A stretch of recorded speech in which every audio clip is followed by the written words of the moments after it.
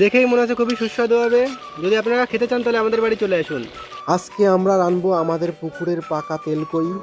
এখন আমরা কড়াইতে ঝাল পেঁয়াজ রসুনগুলো দিয়ে দেবো।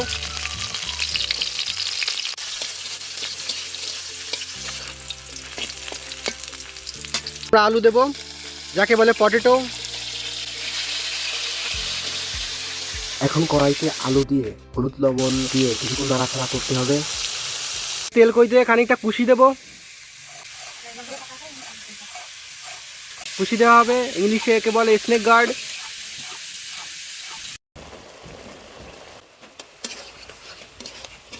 এভাবে খানিকক্ষণ নাড়া রাখতে হবে। এখন কষানো শেষ।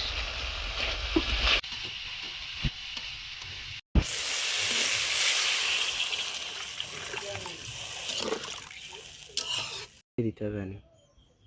এই যে হচ্ছে আমাদের পুকুরের ডোবার পাকা তেল কই। এখন আমরা তরকারিতে দিয়ে দেবো এই দেশি কই দেবো। আমাদের রান্না শেষ। এখন আমরা নামাতে হবে। দেখুন পাকা কই, হেভি টেস্ট লাগছে। দেখেই মনে হচ্ছে খুবই সুস্বাদু হবে। যদি আপনারা খেতে চান তাহলে আমাদের বাড়ি চলে আসুন।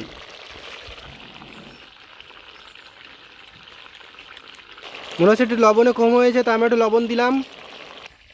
এখন আমরা নামাবো। দেখুন খুবই টেস্টি হয়েছে মনে হচ্ছে। যদি ভিডিওটি ভালো লেগে থাকে অবশ্যই ভিডিওটি শেয়ার, লাইক, কমেন্ট করবেন আশা করি।